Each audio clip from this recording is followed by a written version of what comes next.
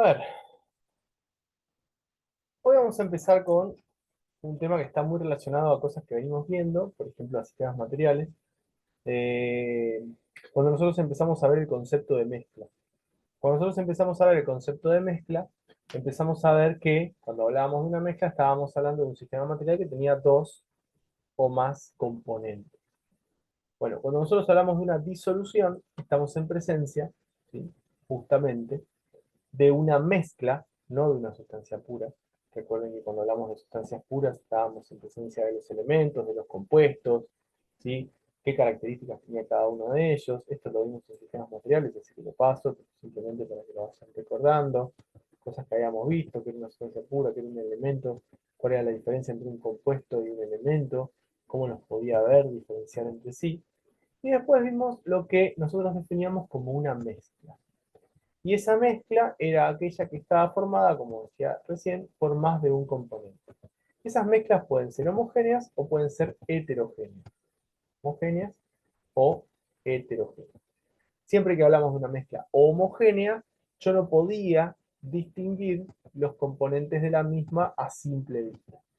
Bueno, cuando nosotros hablamos de una disolución o una solución, cualquiera de los dos conceptos que dan están bien, vamos a estar hablando de una mezcla homogénea. O sea, las soluciones o las disoluciones con las que nosotros vamos a trabajar son mezclas homogéneas. Eso es lo primero que se tienen que anotar en la cabeza. Vamos a estar hablando de, justamente, sustancias juntas que pueden estar, pasamos por acá, que puede estar en fase líquida, sólida o gaseosa. Eso no viene al caso. Lo que sí es importante y que tienen que tener en cuenta es que cuando hablamos de una disolución, ¿sí?, o de una solución, cualquiera de los dos conceptos está bien. Por favor, escuchen lo que estoy diciendo, que después me preguntan 20 veces. Disolución o solución es lo mismo, ¿sí? Y es justamente una mezcla homogénea formada por un disolvente o solvente, disolvente o solvente, cualquiera de los dos nombres está bien, más un soluto, ¿sí? ¿Cuál es el soluto? ¿Cuál es el solvente? El disolvente o solvente es la sustancia en la cual se dispersa el soluto, ¿sí?, o se distribuye el soluto. En líneas generales, lo que nosotros vamos a decir es que el que está en mayor cantidad va a ser el disolvente y el que está en menor cantidad va a ser el soluto, ¿sí? Esto digo en líneas generales porque a veces no pasa lo mismo, no pasa. Pero siempre uno va a estar disperso en el otro. ¿Qué es lo importante y qué es lo que tenemos que tener en cuenta del soluto y el solvente? Siempre que hablamos de soluto y solvente, en gramos, la suma del soluto más el solvente me va a dar la totalidad de la disolución. En gramos, la suma del soluto y el solvente me va a dar la totalidad de la disolución. Eso es lo primero que tenemos que tener en cuenta.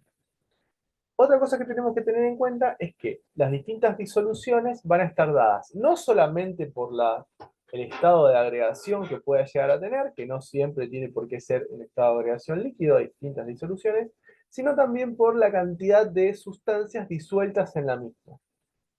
Podemos tener disoluciones que sean binarias, terciarias o cuaternarias, y eso va a estar determinado por la cantidad de componentes que forman parte de la disolución.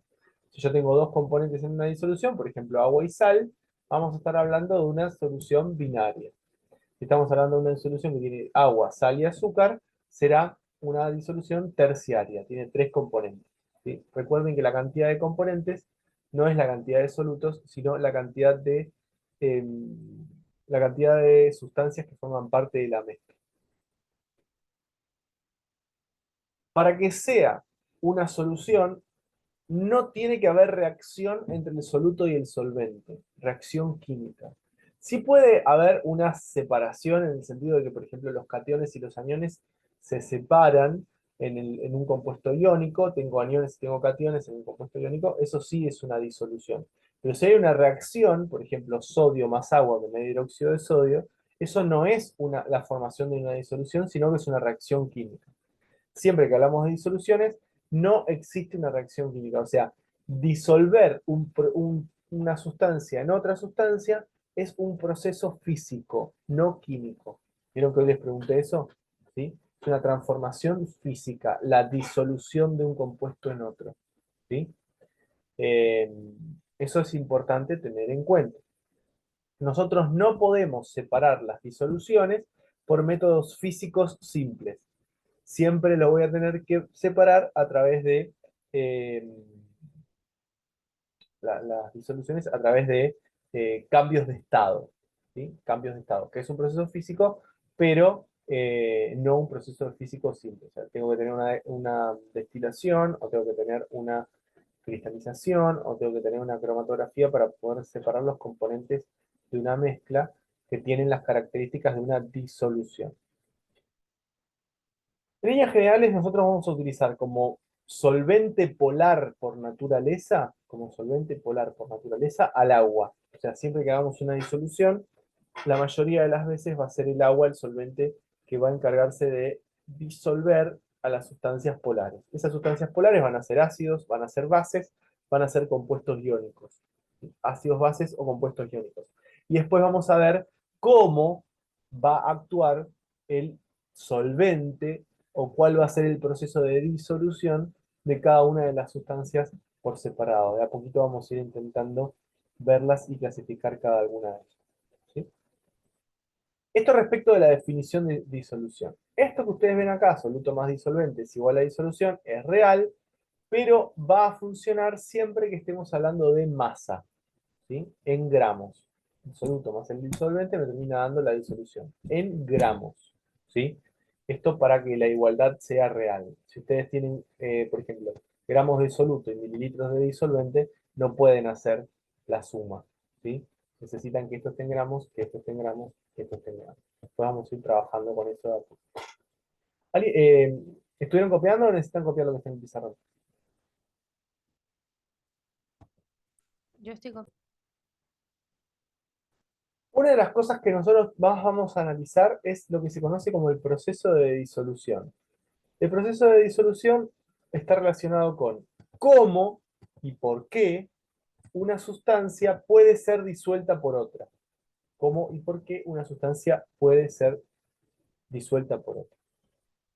El cómo y por qué está relacionado directamente con las uniones químicas que nosotros veníamos viendo ya hace un par de semanas. ¿Sí? Esas interacciones que nosotros estábamos viendo, ¿cuáles eran? ¿Se acuerdan o no?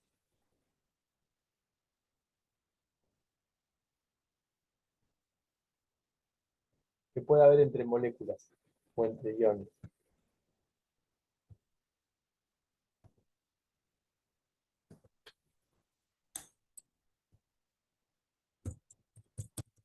Dipolo, dipolo, puente hidrógeno,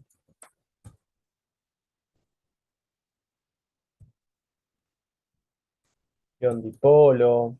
¿Se acuerdan o no? Sí.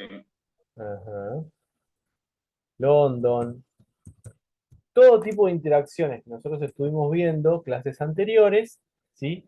Para generar que se forme la disolución. A ver, siempre que hablamos de una sustancia en particular, como por ejemplo un solvente, agua, en este caso, el agua va a tener interacciones entre sí. Esas interacciones van a ser interacciones, por ejemplo, puente hidrógeno, que habíamos dicho que era la típica interacción que tenía el agua.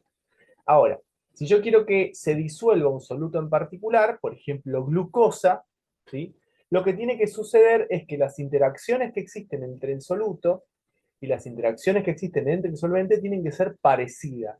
En caso de que las interacciones sean parecidas, entonces se va a poder generar la disolución. ¿Por qué? Para que una disolución se genere, tiene que haber interacciones soluto-solvente fuertes. Fuertes interacciones soluto-solvente. Por ejemplo, que el soluto y el solvente puedan formar uniones puente hidrógeno entre sí. El agua y la glucosa forman puente hidrógeno entre sí. Por lo tanto, el agua disuelve a la glucosa. Puedo tener una disolución agua-glucosa. El agua y el cloruro de sodio, ahora lo vamos a ver, tienen fuertes interacciones. ¿Por qué? Porque el agua y el cloruro de sodio, el agua con los iones del cloro y con los iones de sodio van a generar interacciones ion-dipolo. Eso va a generar la solvatación y se va a generar la disolución del cloruro de sodio en agua. Lo que nosotros vamos a decir, es un dicho que se utiliza mucho en química, es que lo similar disuelve a lo similar, o lo semejante disuelve a lo semejante. Si yo tengo una sustancia que forma puentes de hidrógeno, va a poder disolver a otra sustancia que forme puentes de hidrógeno. Si yo tengo una sustancia que forma interacciones o fuerzas de London, voy a poder disolver a una sustancia que forma interacciones o fuerzas de London. ¿Sí? Esto es algo típico. También se dice que lo polar disuelve a lo polar y lo no polar disuelve a lo no polar. Estos conceptos que estoy dando son indispensables para poder reconocer los distintos tipos de sustancias que pueden disolver a otros. Yo tengo que poder darme cuenta si una molécula es covalente polar o es covalente no polar. Cosas que ya habíamos visto hace un tiempo. ¿Sí? Copien el dibujo que está en el pizarrón, por favor, y lo que dice ahí abajo, que dice lo semejante disuelve a lo semejante, que ahora les voy a dar un par de ejemplos. A ver, si yo hablo de polar y no polar, estoy hablando de uniones covalentes. Eso está bien.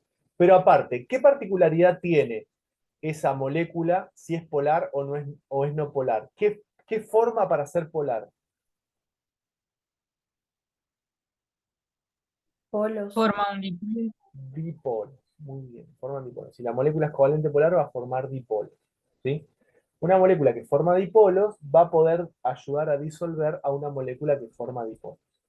Una molécula que no forma dipolos, o sea que forma dipolos transitorios, por ejemplo, gracias a las fuerzas de London, va a tener tendencia a disolver a una molécula que forma dipolos transitorios o fuerzas de London. ¿Sí? Lo no polar va a ser disuelto por lo no polar y lo polar va a ser disuelto por lo polar. ¿Sí? Muy bien. ¿Puedo borrar?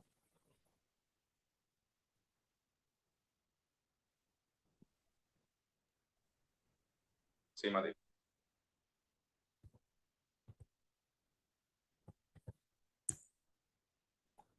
Fíjense, las disoluciones se van a poder dividir de distintas maneras. Las podemos dividir, por ejemplo, por el tipo de estado en el que lo vamos a encontrar, según su estado físico, según la proporción en la que vamos a encontrar los componentes, o según si son o no son conductores de la corriente eléctrica. Esas son las primeras tres grandes clasificaciones en las que las vamos a dividir.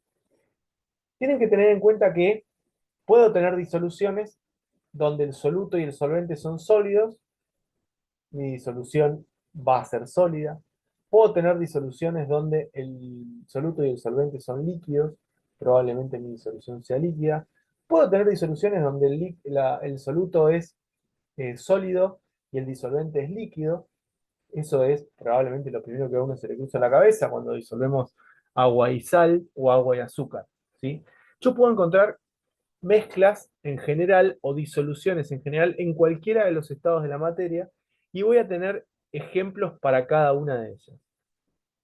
Esto es algo que tienen que tener en cuenta. No es solamente agua y sal una disolución.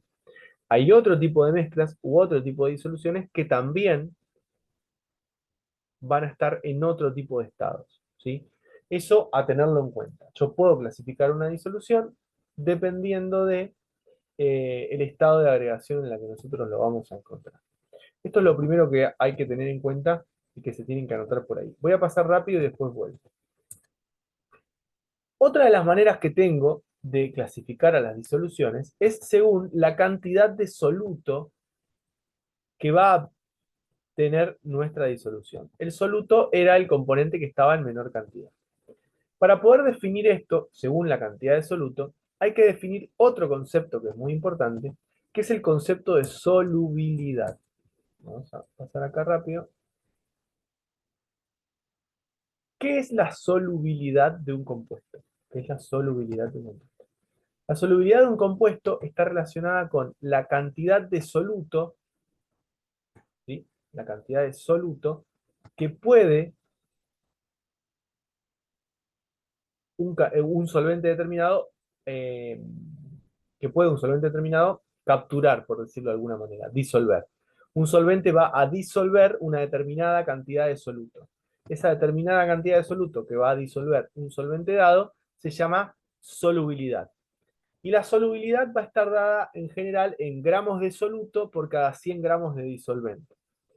¿Qué quiere decir esto? ¿Qué quiere decir? Si yo tengo una solubilidad elevada para un soluto determinado, por ejemplo, la sal tiene una solubilidad alta en agua, ¿sí? Quiere decir que voy a poder disolver mucha sal en agua. O si estoy hablando de la cantidad de sacarosa, el azúcar de mesa que yo tengo en agua, voy a poder decir cuánta sacarosa puedo disolver en 100 mililitros de agua. Mientras más grande es el valor de solubilidad, más soluble es una sustancia en la otra. Y el concepto de solubilidad es particularmente importante. Ya vamos a volver al mismo, todo esto que está acá se los voy a dejar copiar, no se preocupen. ¿Por qué? Porque gracias al concepto de solubilidad, nosotros vamos a poder clasificar a las disoluciones en no saturadas, saturadas o sobresaturadas. ¿Sí? No saturadas, saturadas o sobresaturadas. ¿De qué va a depender si una solución es no saturada, saturada o sobresaturada? Del valor de solubilidad. ¿Qué quiere decir esto, Matt? Si yo tengo una solución no saturada o insaturada, no saturada o insaturada, es una disolución que menos soluto, contiene menos soluto de lo que implica su valor de saturación. Por ejemplo, tengo una sustancia que para saturarla necesito 10 gramos por litro. 10 gramos por litro de disolución. O 10 gramos cada 100 centímetros cúbicos. Vamos a hacer con 100 centímetros cúbicos. Necesito 10 gramos cada 100 centímetros cúbicos. Si yo disuelvo 3 gramos en lugar de 10, voy a estar teniendo una solución no saturada o insaturada. Si yo disuelvo 10 gramos, que es lo que me dice que es el máximo, voy a tener una solución saturada, porque tiene lo máximo que puede aceptar. ¿Sí? Y si yo logro disolver 12 gramos en 100 mililitros en lugar de 10, voy a tener una solución sobresaturada. O sea, aceptó más soluto del que debería. Para hacer una solución sobresaturada, siempre lo que tengo que hacer es calentar primero el solvente. Eso es un dato extra. Yo necesito calentar el solvente, disuelvo más y después lo enfrío despacito y va a quedar sobresaturada. El concepto de solubilidad de una sustancia, o sea, de cuánto soluto puedo disolver en un solvente determinado, depende directamente de la temperatura. En líneas generales, a mayor temperatura, mayor va a ser la solubilidad de la sustancia. Digo en líneas generales porque hay algunos casos bien particulares donde esto no se cumple. Cuando nosotros hablamos de disoluciones no saturadas, aparte, los podemos clasificar de dos maneras, no saturadas o insaturadas. Y estas dos maneras en que las vamos a clasificar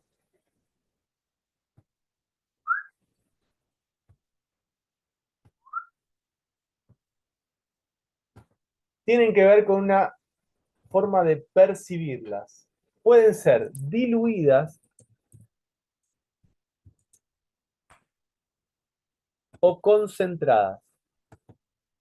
Si una solución está diluida o concentrada, es una comparación entre una u otra. Una está más diluida que la otra, una está más concentrada que la otra. Pero en ambos casos estamos hablando de soluciones no saturadas o insaturadas. O sea, no tengo la suficiente cantidad de soluto disuelta para alcanzar la solubilidad de la mezcla. ¿Sí? Este concepto es muy importante. El concepto de saturación de la muestra, solución diluida, saturada o sobresaturada. Copien lo que está en el pizarrón.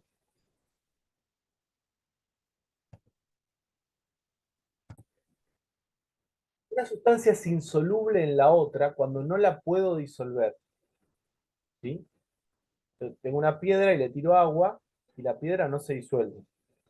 Si bien es cierto que hay una parte que sí se va a disolver, nosotros así, exagerando mucho, es como que no se va a disolver. Si una piedra tira en agua, no se disuelve. Si yo la arena la tiro en agua, no se disuelve. La arena es insoluble en agua. ¿Sí? La sal es soluble en agua. Ojo con esos conceptos porque van a aparecer. Como el concepto de miscible o inmiscible. Algo es miscible cuando se mezcla. Algo es inmiscible cuando no se mezcla, cuando quedan dos fases separadas. Miscible se mezcla, inmiscible no se mezcla. ¿Sí? Cuando un líquido es insoluble en el otro, se dice que los líquidos son inmiscibles entre sí, no los puedo mezclar. Por ejemplo, el más famoso, agua con aceite. ¿Sí? Yo veo el aceite arriba y el agua abajo. Eso se llaman líquidos inmiscibles. ¿Sí? Ahora, fíjense, ¿puedo borrar?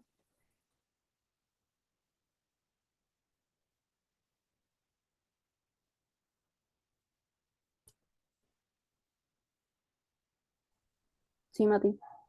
Bien.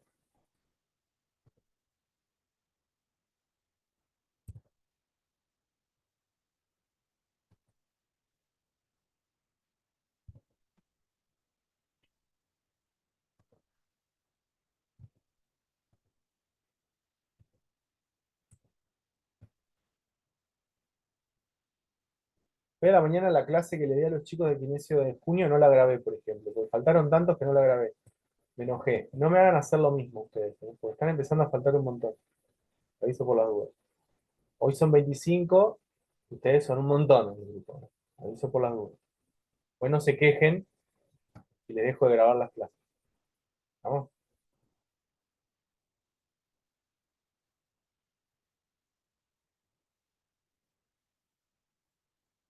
Fíjense.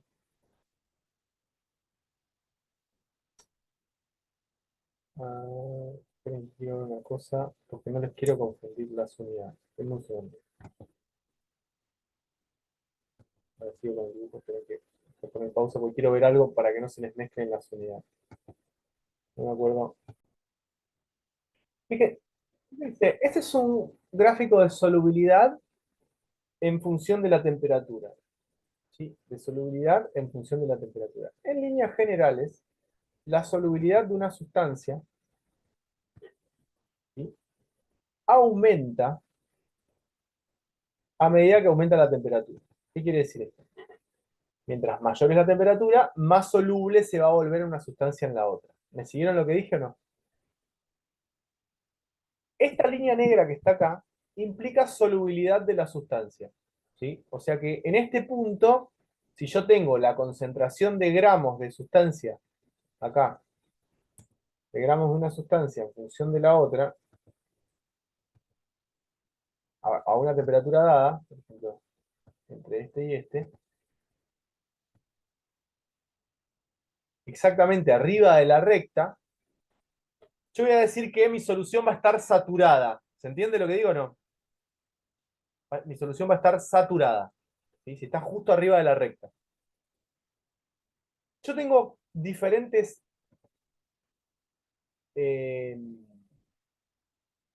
posiciones, por decirlo de alguna manera, aparte de la que ustedes ven acá. Por ejemplo, yo puedo decir que tengo esta concentración que está acá,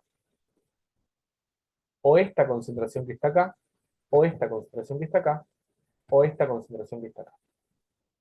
Tengo una, dos, tres, cuatro concentraciones diferentes. Hay una que está sobre la recta. ¿Sí? Hay una que está sobre la recta. Vamos a ponerle letras a esto que está acá, para que sea más divertido. Esta es la A, la que está arriba de la recta es la B, esta es la C, y esta es la D. Les pregunto algo, A, B, C o D, ¿cuál de las cuatro es una solución saturada? La B. La B, porque está bien arriba de la recta. ¿Se entiende? O sea, tengo la misma cantidad de soluto que acepta la disolución a una temperatura dada. ¿Todo el mundo vio eso? Aquí está acá, es como que escribir acá, un poquito más chiquito. La B. Esta que está acá es una solución saturada. Saturada. Muy bien, saturada. Perfecto. Les pregunto algo, de las cuatro, A, B o C, A, C o D, ¿cuál es sobresaturada? La A. La A es sobresaturada. Tiene más soluto de lo que acepta la solución. Muy bien. C y D, ¿qué son? C y D, ¿qué son? Insaturada. Las dos son insaturadas. Muy bien, las dos son insaturadas. Pero ¿cómo es C respecto de D? Más concentrada. Insaturada, concentrada. ¿Sí? ¿Y cómo es D?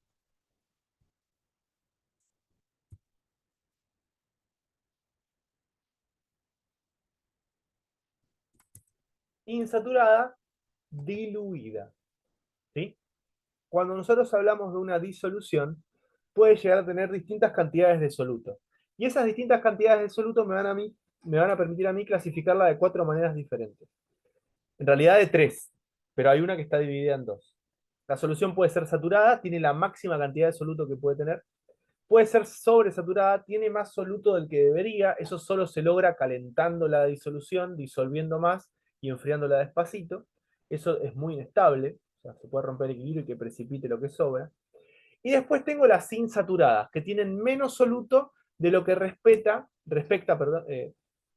lo que respecta, bien digo, el valor de solubilidad. Ahora, si es insaturada, tengo dos situaciones. O es concentrada o es diluida. ¿Me siguieron lo que dije o no?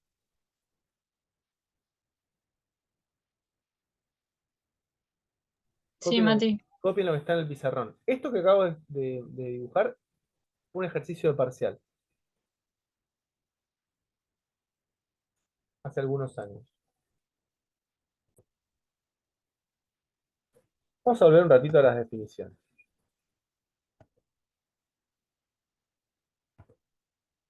¿Esto lo copiaron? Lo que está acá. Siempre teniendo en cuenta entonces que según la proporción de los componentes, nosotros las vamos a poder clasificar en no saturadas o insaturadas, en una solución saturada o en una sobresaturada. Y cuando hablamos de las no saturadas o insaturadas, siempre tener en cuenta que pueden ser concentradas o diluidas. Lo que habíamos visto en el pizarrón recién. También podemos clasificar a las disoluciones, y esto es particularmente importante porque después lo vamos a usar también en teorías ácido-base, según su conductividad eléctrica. O sea, según la capacidad que tienen para que la corriente eléctrica las atraviese. ¿Sí? En este caso nosotros lo vamos a dividir en dos grandes grupos, en electrolitos y no electrolitos.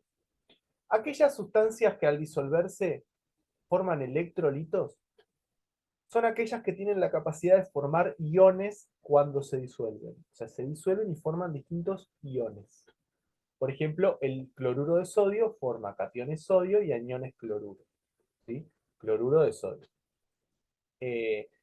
Las sales, ya sean oxosales o sales binarias, los oxoácidos, los los ácidos en general, ya sean oxoácidos o hidrácidos, y los hidróxidos, o sea, va de nuevo, sales, ya sean oxosales o sales binarias, ácidos, ya sean oxoácidos o eh, hidrácidos, e hidróxidos, van a poder formar lo que se conocen como electrolitos. Electrolitos fuertes o débiles. ¿Cuál es la diferencia entre un electrolito fuerte y un electrolito débil? Los electrolitos fuertes son aquellos que, al disolverlos en agua, se disocian completamente. Se disocian completamente. ¿Qué quiere decir disociar? Quiere decir que se separan. Se separan completamente en aniones y en cationes. ¿Qué quiere decir esto? Si yo tiro 10 moléculas de un electrolito fuerte, esas 10 moléculas me quedan 0 moléculas. ¿Por qué? Porque las 10 moléculas se separan en aniones y en cationes, se dividen a la mitad. Yo siempre digo lo mismo, es como que tiro un cuerpo al agua y se separe en la cabeza y el cuerpo. O sea, tiro una persona, perdón, al agua y se separa en la cabeza y en el cuerpo. Si tiro 10 personas y tengo 10 cabezas y 10 cuerpos, ya no tengo más 10 personas, tengo 10 cabezas y 10 cuerpos. Bueno, eso es un electrolito fuerte. Un electrolito es débil cuando su disociación es parcial. ¿Qué quiere decir que la disociación sea parcial? Quiere decir que si yo tiro 10 moléculas, solamente se disocian 2. Se disuelven todas, ojo, disolver se disuelven todas, pero se disocian o se separan solamente 2, 3 o 4. Pero menos del total que yo tiré. ¿Quieren que se lo diga en personas? Tiro 10 personas al agua, de las cuales solamente 2 se separan en cabeza y cuerpo. El resto quedan unidas. ¿Sí? Eso es un electrolito débil. Los electrolitos se disuelven todos, ¿eh? Lo que pasa es que, al igual que los no electrolitos, todos se van a disolver. La diferencia en si se van a disociar o no. El no electrolito, yo lo tiro al agua y no se disuelve, no se disocia, perdón, no se disocia para nada. Se disuelve, pero no se disocia. Por ejemplo, moléculas como la glucosa, la sacarosa, que yo las tiro al agua, forman puente de hidrógeno con el agua, pero no se disocian, no forman iones, ni aniones ni cationes. Eso es lo primero que tienen que tener en cuenta. ¿Qué es un electrolito? ¿Qué es un no electrolito? Vayan copiando. ¿Qué es un electrolito? ¿Qué es un no electrolito? Y después, dentro de los electrolitos, cuáles son fuertes y cuáles son débiles. Para comprender eso hay que entender el concepto de disociación, que es separar, que ahora lo voy a explicar. Copien lo que está en el pizarrón. ¿Cómo sé cuando se disocia o no? Ahora les voy a mostrar. Ahora les voy a mostrar. A grandes rasgos, una disolución electrolítica va a ser aquella que va a estar formada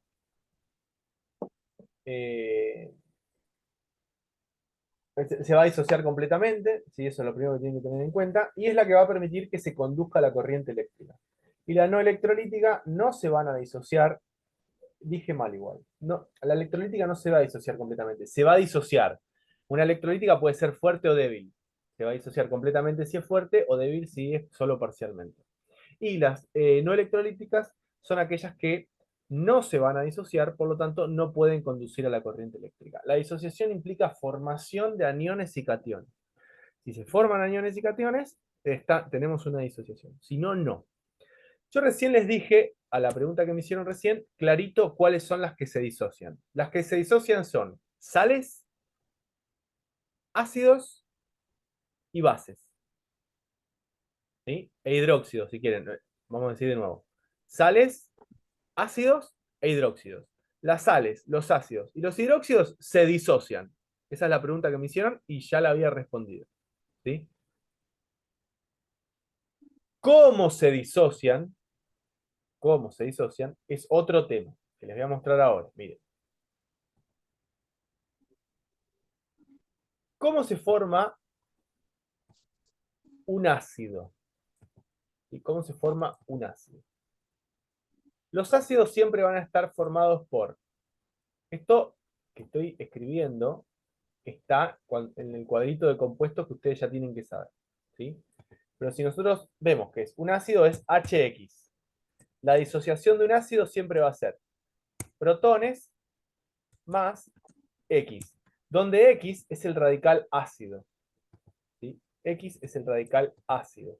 Ese radical ácido va a tener cierta cantidad de cargas negativas. Escuchen lo que estoy diciendo. Yo acá puse una, pero puede tener 2 o 3 o 4. Va a depender de cuántos protones tiene el ácido. ¿Sí? Va a depender de cuántos protones tiene el ácido. Y yo puse ahí la X porque es el radical ácido. Pero esa X puede ser, solamente un no metal, si es una si es un hidrácido, o puede ser un radical ácido, si es un oxoácido, perdón, que va a tener oxígeno y no metal. Todo lo que acabo de decir lo van a tener que anotar. Miran la clase nueva y lo anotan, porque esto se los voy a preguntar. La disociación de los metales, de los ácidos, va a ser protones más radical ácido. Los protones pueden ser más de uno, dependiendo de cuántos protones tenga acá mi ácido. Y el radical ácido puede ser un solo elemento, en el caso de ser un hidrácido, o puede ser un no metal y oxígeno, en el caso de ser un oxoácido. ¿Sí? Así se va a disociar. Los hidróxidos se van a disociar. Los hidróxidos se van a disociar en metal con carga positiva más el oxidrilo. El metal puede tener más de una carga positiva. Puede tener más de una carga positiva. ¿Sí? Y el oxidrilo puede ser más de uno. Si el metal tiene 3 cargas positivas, entonces en lugar de tener un oxidrilo van a ser 3 oxidrilos. ¿Sí? Van a ser 3 oxidrilos. O sea, voy a poder disociarme en un metal y más oxidrilos. Va a depender de la carga del metal. Eso miran el video y lo anotan como corresponde, porque esto puede ser un 3, por ejemplo, acá adelante. Si es en el caso del hierro, 3 más. ¿Sí? Y acá va a ser hierro con 3 cargas positivas. Y las oxosales y las sales binarias, o sea, las sales en general, donde yo tengo metal y radical ácido, donde el radical ácido puede ser un solo no metal o puede ser el no metal asociado a oxígeno, si es una oxosal, ¿sí? Siempre se va a disociar o se va a separar en el metal más el no metal o el radical ácido en general, si viene con oxígeno.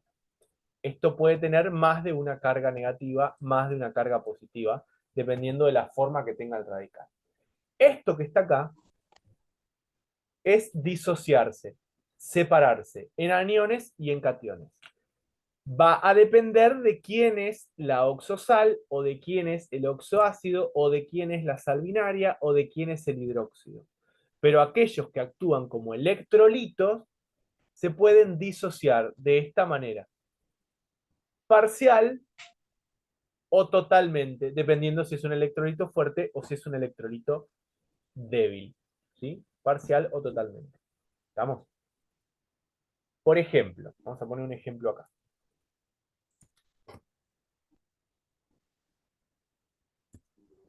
Por ejemplo.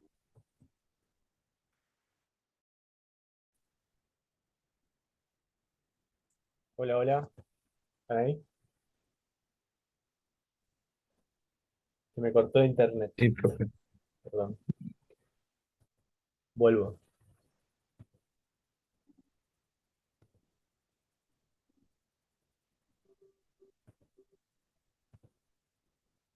Voy a explicar esto y de última...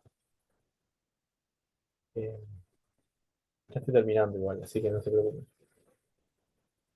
Explico esto y lo libero porque ya me pasó hoy y después se me cortó y no pude- Bueno, va de nuevo. Por ejemplo. ¿Sí? Por ejemplo. ¿Me escuchan bien? Sí, Mati. No. Vamos a poner un ejemplo acá. A ver. Supónganse que yo tengo ácido sulfúrico, que está ahí. Es el segundo. Este que está acá es el ácido sulfúrico. ¿Sí? Ejemplo. Me va a quedar ácido sulfúrico, H2SO4, es un electrolito fuerte. Se llama ácido fuerte. Es un electrolito fuerte. Se va a disociar completamente. Se disocia completamente. ¿En qué se disocia el ácido sulfúrico? ¿En qué se disocia el ácido sulfúrico? Bueno, el ácido sulfúrico se va a disociar en protones y radical ácido. ¿Sí? ¿Cuántos protones tiene el ácido sulfúrico? 2. Entonces me va a quedar 2 protones más un radical ácido, porque hay uno solo. ¿Sí? El radical ácido va todo junto, el no metal junto con el oxígeno. 2 protones, quiere decir que tengo 2 hidrógenos con carga positiva. Y si tengo 2 hidrógenos con carga positiva, este que está acá va a tener 2 cargas negativas. No es tan importante que sepan cuántas cargas positivas o negativas tienen durante la disociación. Lo que sí es muy importante y tienen que aprender a reconocer, porque cuando tengan que ver presión osmótica, bien digo, y ósmosis, es importante como el cálculo de la osmolaridad, es cuántos va a haber. ¿Sí? Fíjate, este se disocia completamente en 2 protones y un radical ácido, o sea, en total en 3 partículas. Tengo que saber en cuánto se va a disociar. Eso sí me tengo que dar cuenta. La carga no es tan importante, no viene al caso acá. Lo que sí es importante es que ustedes entiendan que voy a tener 2 hidrógenos y un sulfato. Esto sí es importante. ¿Sí? Fíjense, en el caso del cloruro de sodio, que ustedes tienen ahí, se va a disociar este completamente. ¿Sí? Ustedes van a decir, todos me tengo que dar cuenta cuáles se disocian completamente y cuáles parcialmente. Ahora les voy a decir cuáles. Así. El sodio Esto ya lo vimos cuando vimos compuestos iónicos, va a tener carga positiva y el cloro va a tener una carga negativa. El cloruro de sodio, que es una sal binaria, se disocia en un sodio y un cloro. Se disocia totalmente. ¿Quiénes se van a disociar totalmente para nosotros? Las sales. Totalmente las sales, vamos a pensar que se van a disociar completamente. Los ácidos fuertes, que todavía no se los enseñé porque no les enseñé teorías ácido-base. Los ácidos fuertes son poquitos, se nos van a poder acordar. Y las bases fuertes, nada más. Los demás se disocia parcialmente. Pero por lo pronto alcanza con saber, ¿sí?, qué es disociarme y poder darme cuenta cuántas partículas de uno u otro voy a obtener. Eso sí que es muy importante tenerlo en cuenta. ¿Qué es disociarme y cuántas partículas de uno u otro voy a tener? Copien los ejemplos, por favor. Mati, Sí, ¿puedes dar otro ejemplo, por favor? sí.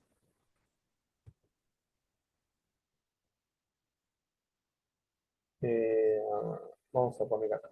Un hidróxido, por ejemplo. Ponemos el hidróxido férrico. ¿Sí? El hidróxido férrico está formado por hierro y 3 oxidrilos.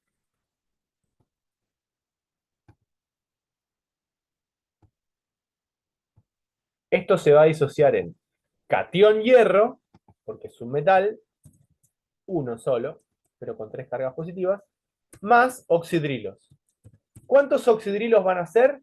La cantidad que dice el hidróxido, 3. Acá adelante yo le voy a poner un 3. Entonces me va a quedar 3 cargas positivas. Recuerden que las cargas todavía no es importante, no me interesa tanto. Y el oxidrilo va a tener una carga negativa. Y ahí se disoció en 3 oxidrilos y un catión hierro. Entonces una nueva disociación.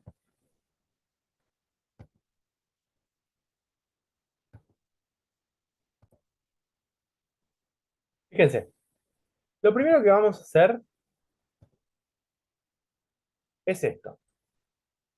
Yo les voy a pasar un trabajo práctico, que este no lo van a poder completar todavía. Dice acá trabajo práctico número 3.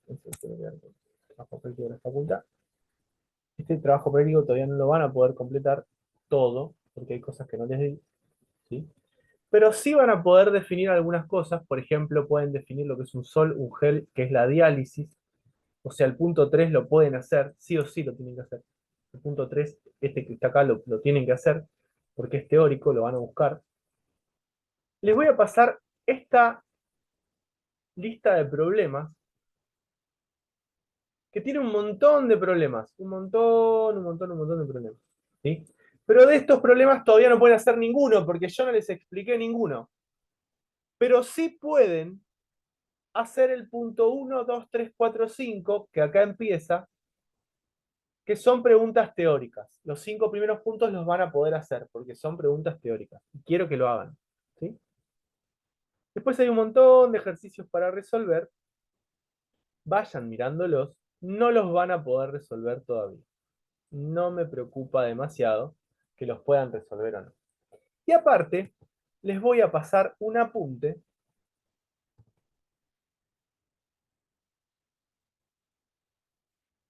No sé si se ve acá el apunte. ¿Se ve el apunte? Sí, ¿sabes? De disoluciones para que vayan estudiando. ¿Sí? Mucho de lo que está acá, yo ya lo dije hoy, y mucho de lo que está acá lo voy a decir la semana que viene. Por lo pronto, lo que tienen que hacer es lo siguiente.